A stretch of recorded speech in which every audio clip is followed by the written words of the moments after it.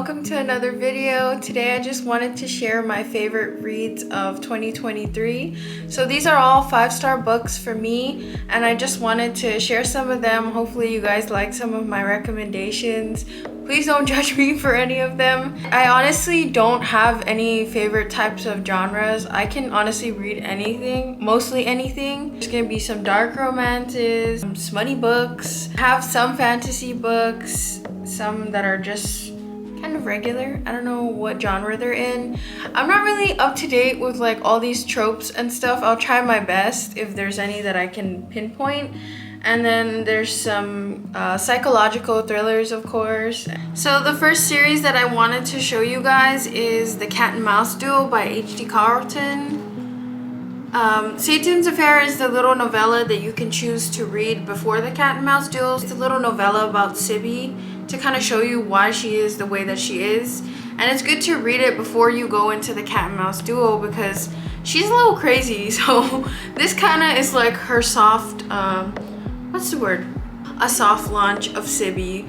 It's not soft at all. This book is crazy too. This whole duo is crazy. It literally had me at the edge of my seat the entire time that I was reading it. I read this when Guam just had a typhoon and we didn't have power or water for like a couple weeks, so no cell service, nothing. I did most of my reading during that time and I finished these ones in maybe like 1 or 2 days. And I know that there's a lot of controversy and a lot of mixed opinions about it because people don't like it, but I love H.D. Carlton and I will accept zero criticism about her books. While we're on the topic of H.D. Carlton, the next book is Does It Hurt by H.D. Carlton. I don't know if you guys can see that. But yeah, this is another 5-star read for me. I love H.D. Carlton's writing. It keeps me like on my toes. There's a ton of smut in her books. Check trigger warnings before reading any of her books. Actually, check trigger warnings before reading any of these books that I'm about to mention because they all have some sort of trigger. Does It Hurt? It's basically about Sawyer and Enzo, and Sawyer is kind of like, I don't know what you call her. She's a criminal, basically. She likes to steal men's identities. And Enzo is not someone that you'd want to do that to. He's not someone that you want to cross.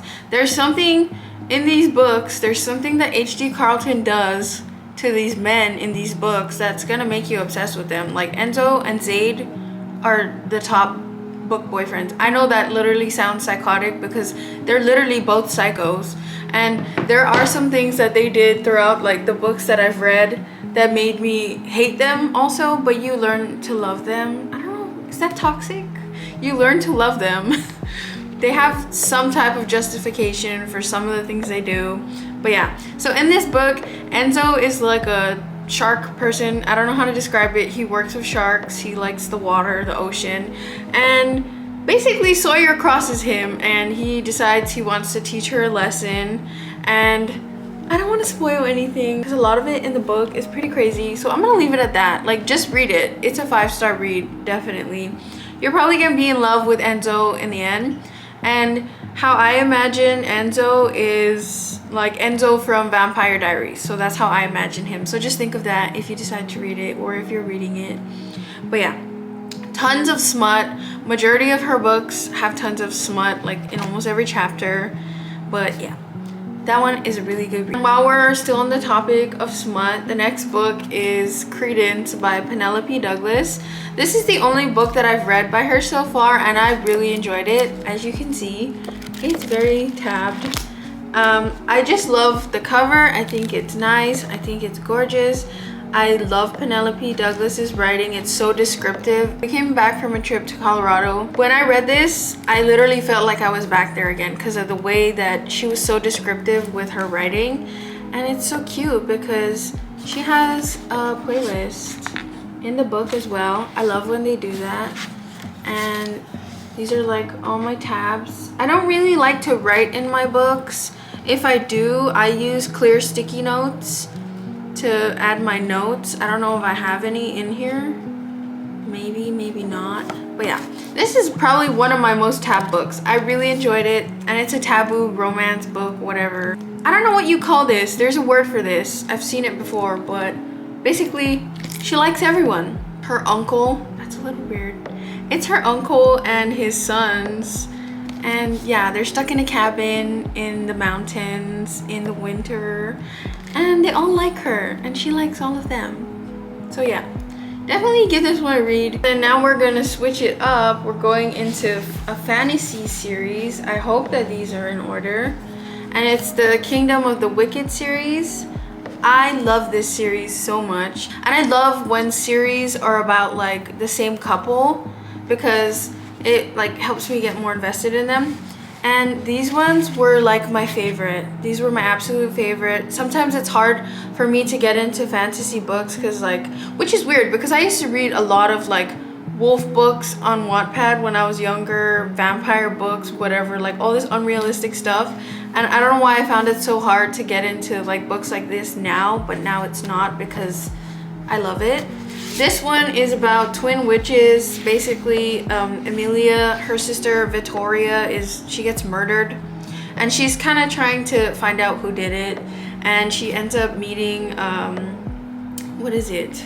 It's like the 7 princes of hell kind of thing. And her man is Wrath. And all I have to say is Wrath, that's all you need to know. Like, read this book. Definitely read this book because you're gonna fall in love with him. While we're on the topic of fantasy, is this book. I just finished this. You might have seen it in my reading vlog, and I love this book too.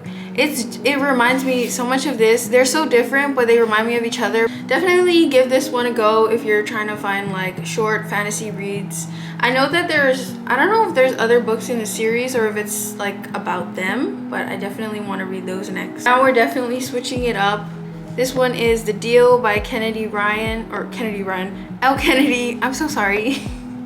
But yeah, I really enjoyed this book. It was very funny. It's basically a sports romance, but what I like about it is that there's more to it than just the sports. There's actually a good romance story. The characters are funny. I really enjoyed it.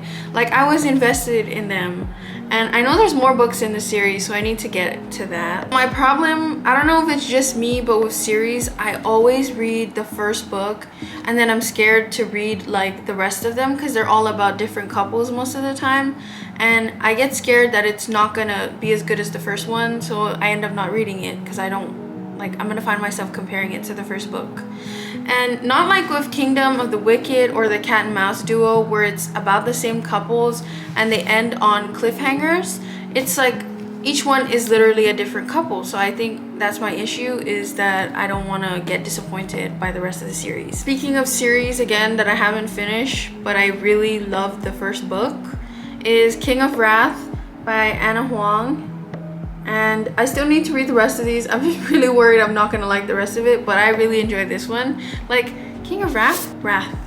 I really like that. Like, and it has nothing to do with like fantasy. This one is just like really rich people, and I really enjoy like billionaire romances too. Another book in a series that I need to continue is Sinners Anonymous by Sami Sketcher. I hope I'm saying that right. But this one was so good. Like, I love a good mafia romance. That's also one of those things that I used to read on Wattpad when I was younger. And I really enjoyed this one. Like, this guy, he ride or dies for his girl, his woman. He loves her. He literally, like, pew-pews someone just for making her feel uncomfortable at the dinner table. And that's all you need to know. Read it. Sinners Anonymous. It's basically a hotline that you call to confess your sins, and that's what the book is kind of based around, with like the mafia lifestyle. Then the next book is The Housemaid by Frida McFadden. This one I read in just a couple of hours. I was sitting there at the pool hall with my husband because he plays, and I read this in just like the span of a few hours. Like, this one was freaking crazy. It blew my mind. If you're seeing this like a million times in any video or any TikTok that you watch, just read it. The next book is Layla by Colleen Hoover, and I know that a lot of people like don't like her. There's a lot of controversy with her books too, but I actually really enjoy her books. Like, her books are very fast-paced. If you're in a reading slump, I feel like they would be able to get you out. And this one is like so cozy. It's like a book that you'd read in October when the fall leaves are falling and you're drinking a cup of tea or whatever you drink, coffee. But yeah, it just gives that vibe. It's like I think you'd call it a paranormal romance. Yeah, with a ghost. It says love can haunt or heal. and I just love the way that it looks, and I love the story. I was very invested in this too. Those are all my 5-star reads of 2023. I hope that I made sense while I was rambling on about them, but yeah, I just wanted to share them. Thank you guys so much for watching, and I hope that you guys enjoyed some of my recommendations. This is really heavy, so I'm gonna end the video now.